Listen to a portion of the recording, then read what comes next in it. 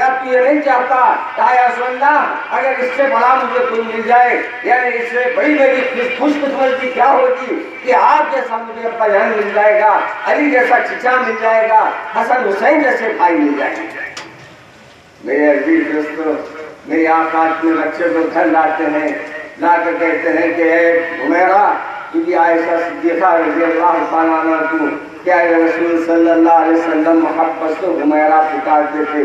لیکن جب ہم دوسری طرف اپنے غریب مسلمانوں کی طرف دیکھتے ہیں، یا فلسطین کی طرف دیکھتے ہیں، یا سیریا کی طرف دیکھتے ہیں، یا جہاں جہاں مسلمانوں کو گوشت کے نام سے قتل کیا جا رہا ہے، کبھی کسی نام پر شہید کیا جا رہا ہے، کبھی کسی نام پر پریشان مصیبت میں ڈالا جا رہا ہے، تو وہ دیکھ کر یقیناً دل میں بڑی تکلیف ہوتی ہے، اور اللہ سے ہاتھ اٹھا کر ہم یہ دعا کرتے ہیں کہ اللہ اب ہمارے لیے رحمت کا معاملہ فرما دیجیے، اب ہمارے لیے کرم کا معاملہ فرما دیجیے۔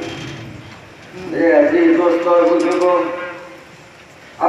ہو گیا آگے بڑھ گیا بزرگ سفیان ثوری ایک مٹی کا ڈھیلا اٹھا کے دیے، یہ نان بھائی کا نہیں لے جا، روٹی بنانے والے کا نہیں، اتنے روٹی کیوں بولے؟ زمین کے طول و عرض میں ہم مار ہی کھا رہے ہیں، رسوا ہی ہیں، وجہ کیا ہے؟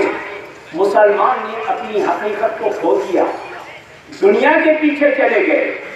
حضور نے جب کہا ایک وقت ایسا آئے گا تم خس و خاشاک ہو جاؤ گے، کچرا ہو جاؤ گے، کیا چیزیں؟ تو بولے دنیا کی محبت، موت کا ڈر۔ حضرت عمر فاروق رو رہے ہیں، زارو فتح رو رہے ہیں، کئی زخم لگے ہیں، حضرت علی آئے، بولے موت کے ڈر سے رو رہے ہو؟ بولے عمر موت کے ڈر سے؟ حضرت علی نے کو جواب دیا عمر نے، نہ موت کا ڈر نہیں ہے۔ عمر عشرۂ مبشرہ میں سے جنت کا پروانہ مل گیا، کون؟ جس کو حضرت نبی کریم صلی اللہ علیہ وسلم نے فرمایا اگر میرے بعد کوئی نبی ہوتا تو وہ عمر۔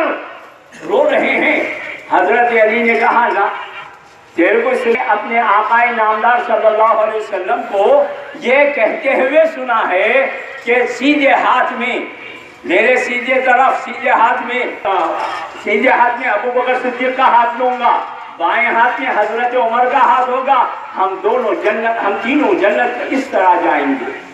گواہ ہے، گواہی دو گے؟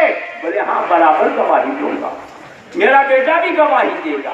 کئی ایسے موقع ہیں جہاں پر آقا نے یہ فرما پڑا، مٹی میں چہرے کو لوٹ پوٹ کر رہے ہیں، عمر اگر تیری آخرت صحیح نہیں تو برباد ہو گیا، تباہ ہو گیا۔ ہمارا کیا معاملہ ہے؟ ذرا ان کی زندگی کو دیکھیں، اپنی زندگی کو دیکھیں۔ پر آپ کا حل ہو گیا۔ اب دوسرے نماز میں کیا کرنا ہے؟ دوسری رکعت میں امام صاحب جو ہے سورہ فاتحہ پڑھیں گے، ضمیر سورہ کریں گے، اس کے بعد 3 وقت اللہ اکبر کہیں گے، تو ہاتھ اٹھانا چھوڑ دینا پہلی بار، دوبارہ بھی ہاتھ اٹھانا، چوتھے میں رکوع میں جانا۔ میں ہاتھ باندھ لینا وہ رہا تھا کہ اکثر یہ پہلی رکعت کی میرے ذہن میں بات آ گئی تھی، دوسری رکعت میں آپ کو اللہ اکبر بولے تو ہاتھ میں باندھنا ہے، میں ہاتھ ملنے کے بنی ہے، مولانا بولے دینا پہلے رکوع میں جانا ہے بابا، پھر دوبارہ بول رہا ہوں رکوع میں جانا ہے، رکوع میں جا کے پھر اٹھیے، پھر سجدہ کیجیے، ماشاءاللہ نماز پوری ہو جاتی۔ آپ تمام سے جاتے ہوئے تعلیم حیدرآباد کا تعاون کرنے کی گزارش ہے، اور اپنے اندر اتفاق و اتحاد رکھیے۔ حسامیہ منزل پنج شام میں آج ہفتہ ہے، انشاءاللہ گھر سے 10:30 بجے آپ تشریف لائیں گے۔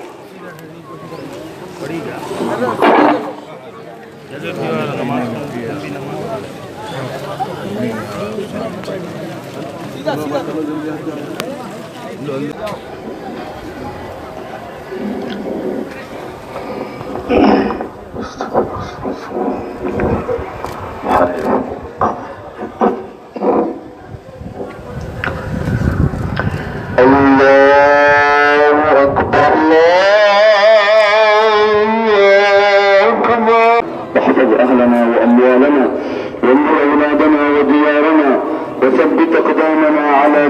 الإسلام وثبت أقدامنا على دين الإسلام. اللهم زين أخلاقنا بجاه القرآن، وحسن أعمالنا بذكر القرآن، ونور قلوبنا بتلاوة القرآن، ونور قلوبنا بتلاوة القرآن، ونجنا من النار بكرامة القرآن، وأدخلنا الجنة بشفاعة القرآن. اللهم اجعل القرآن لنا في الدنيا كريما، وفي القبر مونسا، وعلى الصراط نورا، وفي الجنة رفيقا، ومن النار سترا وحنا منه ما جهلنا، وارزقنا تلاوته آناء الليل وآناء النهار، واجعله حجة لنا يا رب العالمين، واجعله حجة لنا يا رب العالمين.